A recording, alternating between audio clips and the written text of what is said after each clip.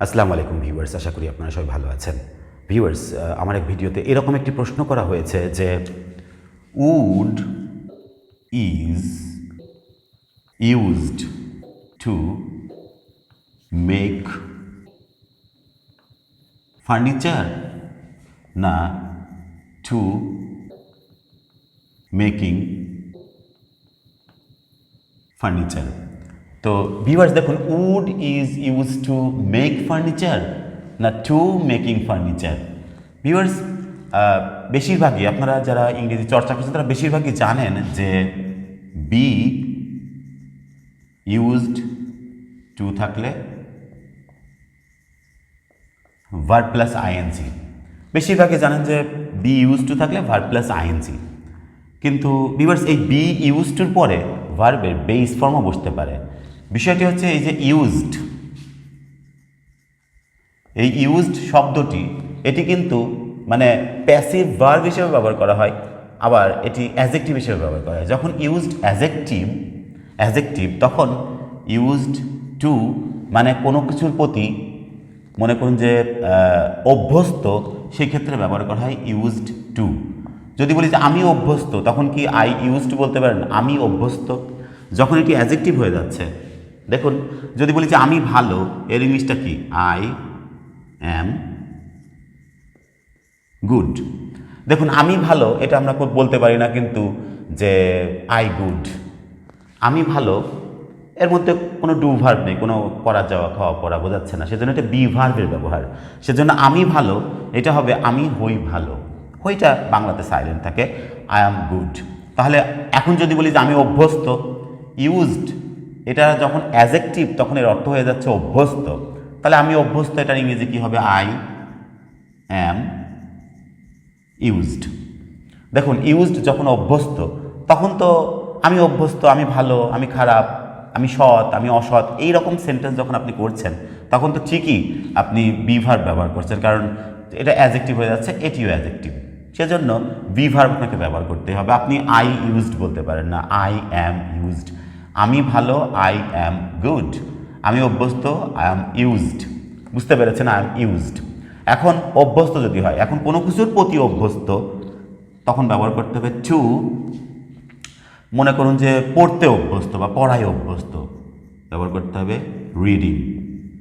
দেখুন তখন কিন্তু এই ইউজড হয়ে যাচ্ছে অ্যাজেক্টিভ। মনে রাখতে হবে যে বিষয়টি, সেটি হচ্ছে যে ইউজড যখন অ্যাজেক্টিভ তখন কোনো কাজ করতে কেউ অভ্যস্ত, সেই সেন্সে ইউজড অ্যাজেক্টিভ হিসেবে ব্যবহার করা হয়। কিন্তু এই ইউজ কিন্তু আবার প্যাসিভ ভার্ব হিসেবে ব্যবহার করা হয়। যেমন ধরুন যদি বলি যে ফুটবল ইজ প্লেইড। দেখুন এটি প্রেজেন্ট ইনডিফিনিট টেন্সের প্যাসিভ, যে ফুটবল ইজ প্লেইড মানে ফুটবল খেলা হয়। এখন এই প্রেজেন্ট ইনডিফিনিট টেন্সের প্যাসিভ কি জন্য, কারণ অ্যামিজার প্লাস ভার্ব 3। প্লে মানে খেলা করা, আর ফুটবল খেলা হয় বা ফুটবলকে খেলা হয়। ফুটবল কোনো কিছু খেলে না, ফুটবলকেই খেলা হয়, সেজন্য ফুটবল ইজ প্লেইড, ফুটবল খেলা হয়।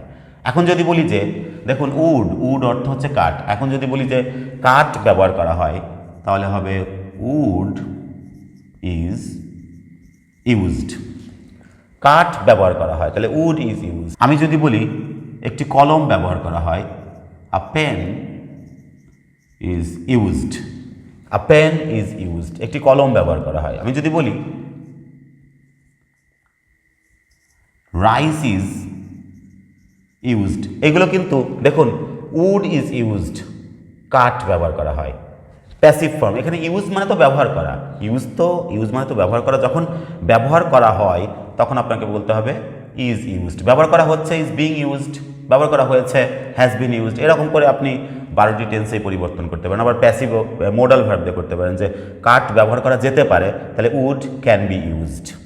কাঠ ব্যবহার করা উচিত, উড শুড বি ইউজড। ব্যবহার করা উচিত ছিল, wood should have been used. এভাবে মোডালের সাথেও আপনি এই ইউজডকে চেঞ্জ করতে পারেন, মানে প্যাসিভ ভার্ব হয়ে যাচ্ছে। কারণ কাঠ কোনো কিছু ব্যবহার করে না, কাঠকেই ব্যবহার করা হয়। এখানে কাঠ অভ্যস্ত এরকম বাংলা করলে কিন্তু হবে না। তাহলে এখানে কিন্তু ব্যবহার করা হয়, ক্রিয়ার ফোর্স রয়েছে, সেজন্য এটি প্যাসিভ। কিন্তু এখানে ইউজড এখানে ইউজড অভ্যস্ত, এখানে অভ্যস্ত দেখুন ক্রিয়ার কোনো ফোর্স নেই, কিন্তু অভ্যস্ত কিসের প্রতি অভ্যস্ত সেটা দেওয়া যাচ্ছে। আর আপনারা জানেন যে ইউজড যখন অভ্যস্ত তখন এই টু মানে হচ্ছে, তখন টু হয়ে যাচ্ছে কিন্তু প্রেপোজিশন, এই টুটা হয়ে যাচ্ছে প্রেপোজিশন। প্রেপোজিশন যদি হয়ে যায়, আপনারা জানেন যে প্রেপোজিশনের পরে নাউন বসে, তাহলে প্রেপোজিশনের পরে নাউন, ভার্বকে নাউন করার অন্যতম সেরা উপায় হচ্ছে আপনি জিরান করে দেন, তাই হয়ে যাচ্ছে নাউন। যেমন যদি বলি যে স্মোক, ফলো করুন, এই স্মোক মানে হচ্ছে ধূমপান করা। এখন স্মোক মানে আমরা ছোটোবেলায় পড়ে এসেছি যে স্মোক মানে ধূমপান করা, এখন ধূমপান করা না, এটা কিন্তু ঠিক না। স্মোক মানে ধূমপান করো, এটি ইম্পারেটিভ সেন্স হয়ে যাচ্ছে। কেন? কারণ আমি যখন কাউকে বলছি যে স্মোক, স্মোক হিয়ার, এখানে ধূমপান করো, তখন কিন্তু আদেশ উপদেশ অনুরোধ ইম্পারেটিভ সেন্সের মতো হয়ে যাচ্ছে যে স্মোক হিয়ার, এখানে ধূমপান করো। তো এখন করো, যাও, খাও, যদি বলি যে কাম হিয়ার, তখন বাংলা হয়ে যাচ্ছে এখানে এসো। গো দিয়ে সেখানে যাও। শুধু ভার্বের বেস ফর্ম রেখে যদি আপনি একটি সেন্টেন্স তৈরি করেন, সেটি হয়ে যাবে ইম্পারেটিভ সেন্টেন্স। সেজন্য স্মোক মানে ধূমপান করো বা করুন, কিন্তু যদি ধূমপান করা, তখন আপনাকে করতে হবে স্মোকিং। কিন্তু এই বিষয়টি দেখুন যে স্মোকিং, ধূমপান করা, এটি কিন্তু অন্য কোনো টেন্সে পরিবর্তন করা যায় না, কিন্তু এটি আপনি করতে পারবেন যে যদি স্মোককে আপনি অন্য কোনো টেন্সে পরিবর্তন করেন, সেটি কিন্তু পার্টিসিপল অথবা প্রোগ্রেসিভ অ্যাসপেক্টে ব্যবহার করছেন। কিন্তু যখন আপনি স্মোকিং বলছেন, যে স্মোকিং যখন বলছেন ধূমপান করা বা ধূমপান, তখন সেটি স্থির অবস্থা হয়ে যাচ্ছে। আর স্থির অবস্থা হলে সেটি জিরান্ড হয়ে যাবে। যখন ভার্বের সাথে আইএনজি থাকবে এবং সেটি স্থির অবস্থাকে প্রকাশ করবে, তখন সেটি হয়ে যাবে জিরান্ড। যেমন আমি যদি বলি যে সকালে হাঁটা, দেখুন আমি কিন্তু বলছি না যে সে সকালে হাঁটছে, সে সকালে হেঁটেছে, সে সকালে হাঁটবে, এরকম কিন্তু বলি আমি সকালে হাঁটা। তো এই হাঁটাহাঁটি করার নামটা কি?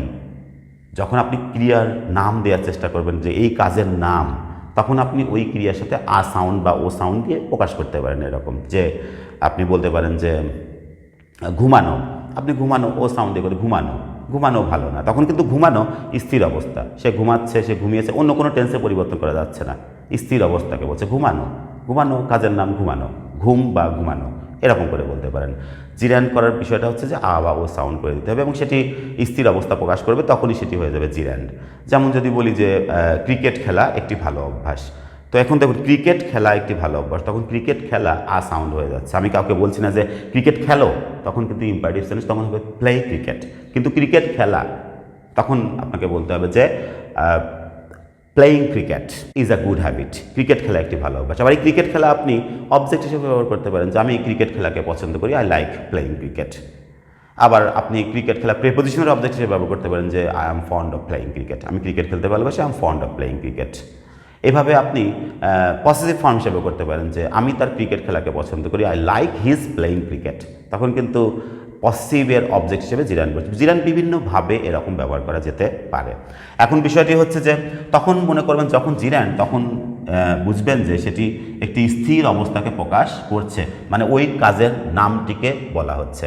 সে তখন হয়ে যাবে, তখন সেই সেন্সে হয়ে যাবে যে অভ্যস্ত সেন্সে সেটি ব্যবহার করতে হবে। যখন মনে করবেন যে ইউজড টু, এই ইউজড যখন অ্যাডজেক্টিভ হিসেবে ব্যবহৃত হয়েছে, তখন সেটি হয়ে যাবে হচ্ছে অভ্যস্ত এই অর্থে, মানে কেউ কোনো কিছু করতে অভ্যস্ত, কোনো কাজ করাই অভ্যস্ত, তখন ওই ইউজড ব্যবহার করতে হবে অ্যাডজেক্টিভ হিসাবে।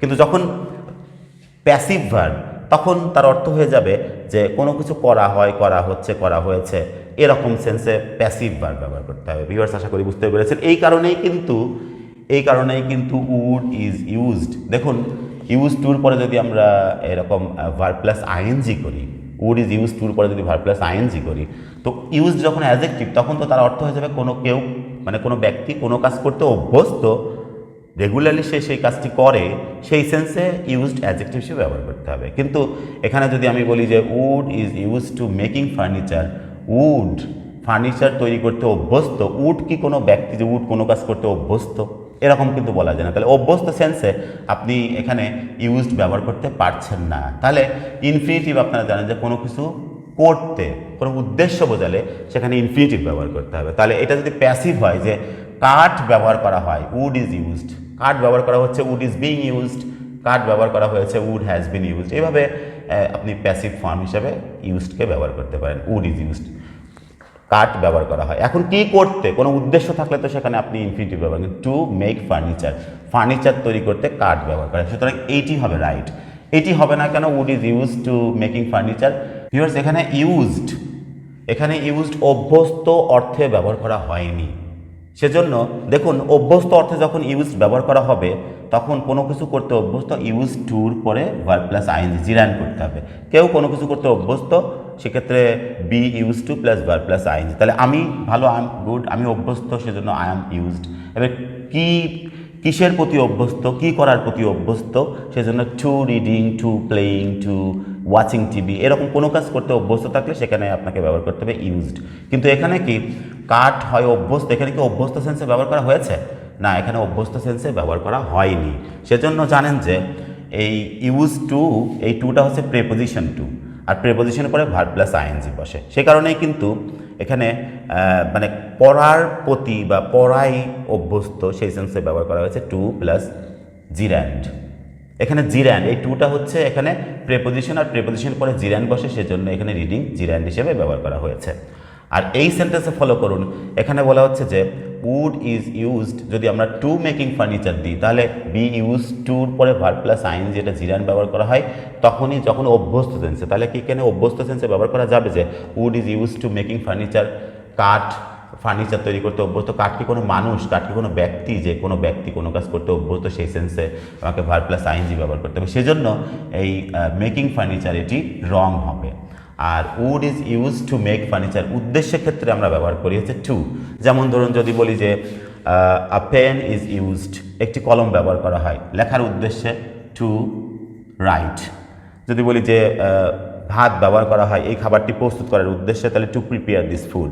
তো কোনো কিছু করতে বা করার উদ্দেশ্যে সেই সেন্সে আপনাকে ব্যবহার করতে হবে টু, ইনফিনিটিভ ব্যবহার করতে হবে। সেই জন্য এই অর্থটি হবে এরকম যে কাঠ ফার্নিচার তৈরি করতে ব্যবহার করা হয় অর্থে ব্যবহার করা হয়েছে। কিন্তু যখন ইউজড অভ্যস্ত, তখন ইউজ টুর পরে ভার্ব প্লাস আইএনজি ব্যবহার করতে হবে। মানে কেউ কোনো কাজ করতে অভ্যস্ত, এখনও অভ্যস্ত, সেজন্য I am use to reading, কেউ কোনো কাজ করতে অভ্যস্ত। এখানে অভ্যস্ত এই অর্থে ব্যবহার করা হয়নি বলে এখানে ইনফিনিটিভটা ব্যবহার করতে হবে।